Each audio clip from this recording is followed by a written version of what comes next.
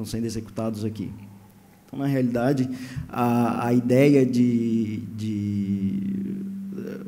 dessa fala de hoje é falar um pouquinho sobre o case que nós no Avaí tivemos nesses últimos 2 meses.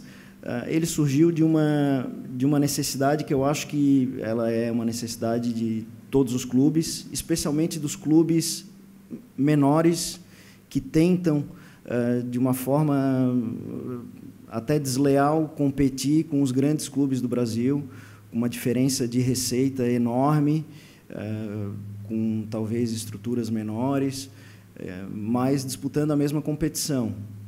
Então, quando a gente analisa, principalmente quando a gente vê os principais relatórios de análise financeira dos clubes europeus, e, enfim, a divisão das receitas elas se dividem basicamente em 3 categorias de receitas recorrentes e uma eventual, que são as receitas recorrentes do direito de TV, as receitas comerciais, as receitas do departamento comercial e as receitas de match day, de bilheteria, e a receita eventual de transferência dos atletas. Então, quando a gente avalia a necessidade de incrementar as receitas de um clube como o Avaí, por exemplo, tratando especificamente desse caso, a gente percebe que, por mais esforço que o clube faça, e existe um esforço ainda a ser feito, né, sempre, né, um constante crescimento, mas a gente percebe que essas receitas elas acabam ficando limitadas, especialmente se a gente avaliar uma por uma. Então, o direito de televisão, ainda que o contrato a partir de 2019 preveja uma distribuição um pouco mais igualitária, mas ainda assim é uma diferença muito grande entre os que mais recebem e os que menos recebem. As receitas comerciais, como patrocínio, licenciamento, merchandising, a cessão dos espaços, camarotes, enfim, todas aquelas receitas que se englobam, né, nessa categoria de receitas comerciais, elas também são limitadas. São limitadas pelo tamanho do clube, são limitadas pelo próprio espaço que a gente oferece, pelo mercado que a gente está, pela exposição que um clube pode oferecer ao seu patrocinador. E, finalmente, a receita de bilheteria, a mesma coisa, existe uma limitação de espaço, existe uma limitação do quanto a torcida compra, o desafio de a gente ter sempre o estádio cheio, quanto a torcida compra, a nossa ideia de vender os season tickets, ou de vender os planos de associação. Então, tudo isso, por mais que o clube faça um esforço, e esse esforço tem sido feito, acaba sendo limitado. Talvez a única dessas receitas todas que dependa exclusivamente do clube, um acréscimo de receita, sejam as transferências de atletas, então, que é uma receita eventual. Ela não, apesar de entrar em alguns orçamentos de clubes, talvez não deveriam, né, porque não existe uma certeza na negociação dos atletas, mas a gente sabe que um trabalho bem feito de base, de formação, de aproveitamento desses atletas nos elencos, acabam culminando com uma receita importante de transferência. Mas esse é um processo longo, é um processo que depende de uma continuidade em gestão. Então, não é um processo tão simples assim, e a gente não consegue um resultado tão imediato. Então, basicamente, o diagnóstico que se chega é que o clube precisa buscar formas alternativas dentro dessas receitas que já existem, formas alternativas de captação e alternativas de captação, ou seja, criar novas formas de captação, criar novas receitas. E, dentro desse conceito de criar uma receita que não existe ou não existia para os clubes de futebol, o Avaí tomou uma decisão corajosa, na minha opinião, da sua diretoria, de apostar na tecnologia, a criptomoeda.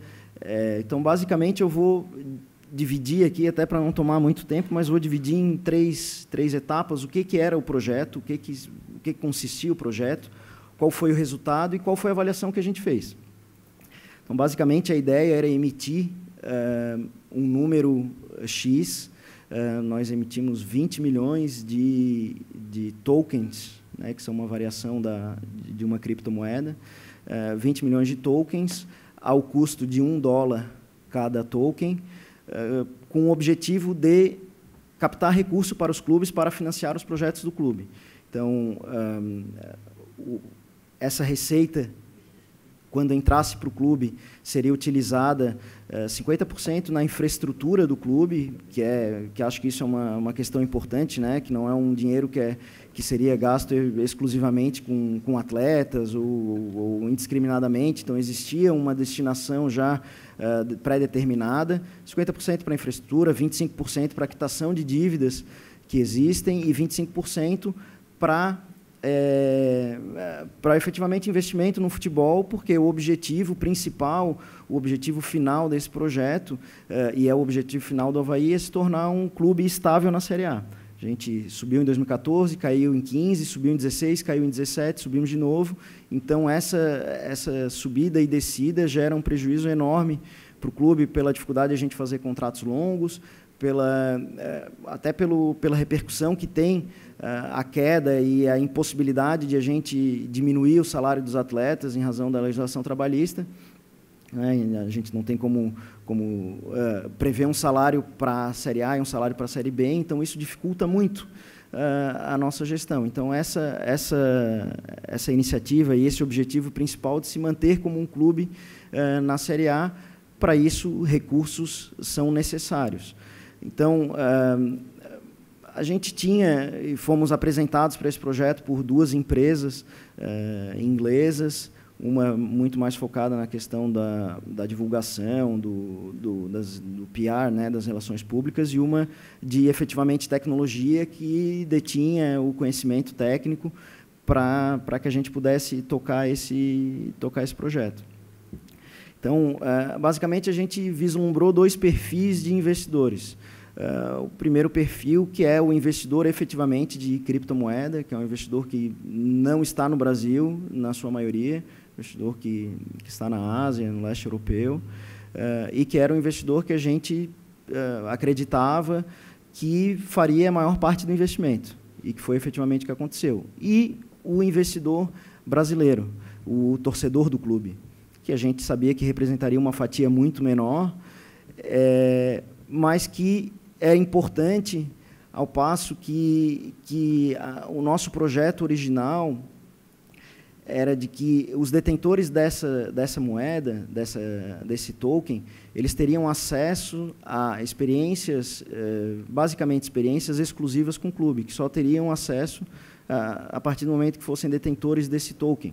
E aí a gente criaria uma outra fonte de receita, que é uma fonte que eu vejo que nos clubes, principalmente aqui no Brasil, é pouquíssimo utilizada, que é vender experiências.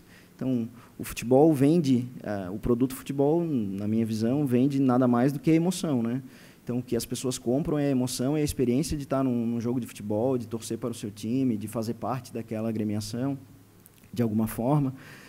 Então, vender experiências, vender a possibilidade desse torcedor participar do dia a dia do clube, ou participar de alguma forma, de alguma situação que o clube esteja envolvido, é uma fonte de receita pouquíssimo utilizada aqui no Brasil. E existia, como se comprovou, uma tendência mundial de que essas criptomoedas fossem utilizadas. Pouco depois do nosso anúncio, PSG, Juventus, Cardiff, agora o Sporting de Lisboa, vários clubes anunciaram a sua intenção de também utilizar as criptomoedas como fonte de financiamento. Então, isso para a gente demonstra que a gente adotou essa estratégia num tempo certo, porque certamente após a entrada desses clubes, que são os grandes players mundiais, dificilmente um clube do porte do Avaí teria condições de se engajar num projeto nesse sentido, pelo apelo. Então, aí já caminhando para o resultado que nós obtivemos, então, dos 8, esse projeto previa que, para que esses recursos fossem efetivamente transferidos para o clube, nós precisaríamos captar um mínimo de 8 milhões de dólares. 8 milhões de tokens vendidos e distribuídos. Então, nós distribuímos, ao final, 5 milhões, que dá, em reais, aproximadamente 18 milhões de reais, ou 60% do orçamento do clube para o ano de 2018. Então, isso é significativo, na minha visão, no sentido de que se demonstrou, de alguma forma, ainda que não alcançamos o resultado, e ainda que, infelizmente, a gente não conseguiu efetivamente transferir esses recursos para o clube, porque era uma das regras do projeto, a gente conseguiu demonstrar que há viabilidade, que existem mercados fora do Brasil que estão dispostos, sim, a investir no futebol, estão dispostos, sim, a investir no futebol brasileiro, de alguma forma. Se esse não é um investimento diretamente voltado para o futebol, é um investimento muito mais de tecnologia ou até mesmo um ativo financeiro, mas ele está lastreado num clube de futebol, na imagem de um clube de futebol e de um mercado que chama a atenção de muita gente. Então, o legado que ficou para a gente foi esse. A gente teve